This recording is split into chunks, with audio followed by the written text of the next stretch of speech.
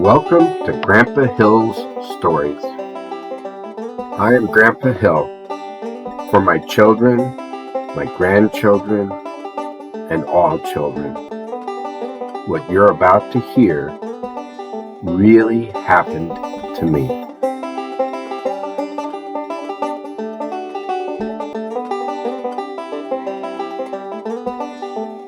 So, this story is about how geometry keeps me on Brandy. Because I'm struggling to stay on this, it's just kind of miserable because I have to go and earn money for hay and I have to do all the care of the horse and muck the stall and all the rest of this stuff that I'm going on. And all I get out of it is mud in my face, because I keep coming off of the horse. But we were outside the pasture now. So it was early spring. Remember, I got him when I was 13. My birthday's in August. So next spring, we were out on an adventure ride. And he didn't want to go far. He would always fight me, like, I'm not going anywhere. Until I turned around and headed towards the barn, towards the shed where he was kept. Then it was like, let's go. And I couldn't slow him down. So it's like, so that's how I knew he was always after the grain. And I'd get him back to the grain. And then he'd get fed and stuff like that. And we'd go out on this adventure ride. But he didn't want to go far. And we got further and further as time went down to where we could go all the way down to the end of the 5 acres and back. And that was great. So now I'm getting ready. Let's do it like not just trotting and galloping. Maybe we can go a little faster out. So I think we're going to let him go. And unusual, it was really strange that morning that I got out on him. It was like 9 o'clock, nice and sunny. Maybe it was early June. And it wasn't hard to get him to go. Usually it's always hard to get him to go, easy to get him back. This time he takes off. We're at a full run, as fast as we can go. And then all 4 feet go down into the ground, like we're like a brakes, like a train or something. And where do you think I go? I go flying. And I land on my back. I go all the way over onto my back. And I'm going like, I don't know if I'm alive yet. I'm just laying there kind of stunned. And there's Brandy just kind of licking my face. And it seemed like, and then he eats some more clover. He wanted a clover. He just saw that clover. I guess that's where he was running or what he smelled, but that's what he would do. So I said, well, we can't do this. We got to, I'll be ready next time. So the next time, it happened again. So now I'm getting busted up. I'm laying in it didn't hurt as much to land in the clover, but I learned to go out there ahead of time, get all the rocks out of the way because when I got to the clover, there was a good chance I'd have this problem.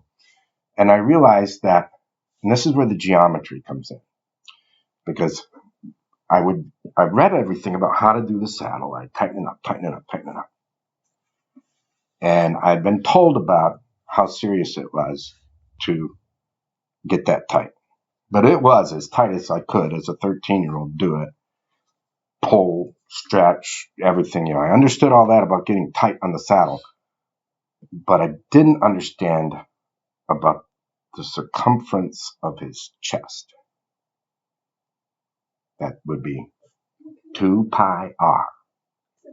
Well, how do you know it's perfectly circle? No, it's not a perfect circle, but it's close enough to use that math. 2 pi r. He would increase the radius of his chest. Yeah.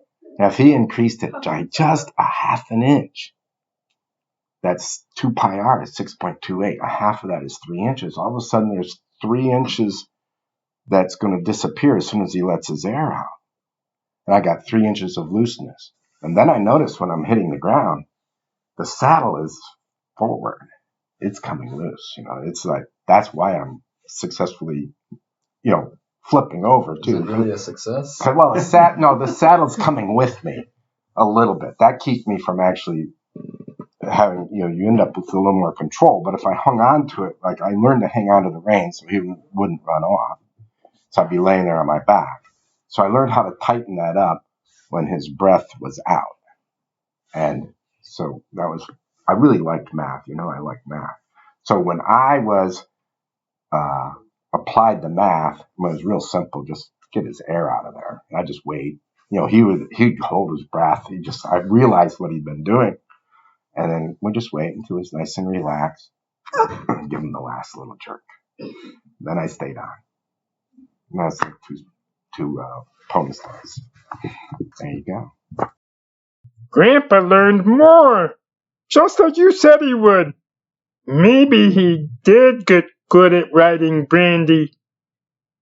Yes, I think he got better, but I'm not sure about his 2 pies. He didn't tell us about 2 pies. He said something about 2 pies. Our 2 pies. Our 2 square pies. To keep the settle on. Marshmallow. I didn't even know Grandpa could bake. How do you even bake square pies? Marshmallow, there were no pies you could eat. Pi is a number. It is used to calculate the diameter of a circle, or approximately the diameter of Brandy's chest. Oh! Grandpa's math really helped him. I think his determination to stay on helped him even more than his math. He just didn't quit. No, he sure didn't. I think he must have gotten good with horses. He must have ridden horses better and better everywhere and always. Marshmallow. Yes?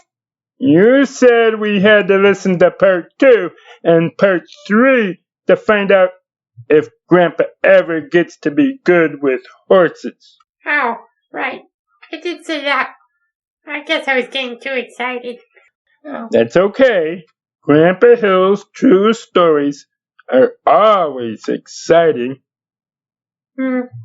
Marshmallow? Yeah. It's a good thing we can help each other figure out what really matters. Yes, Garf. We help more than just each other. Oh, yeah?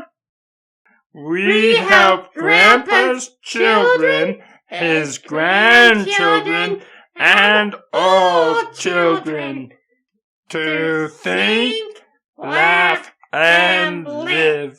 Yay. I tend to go higher with you, and I can't do it. No. I have to go slower. He was got falsetto.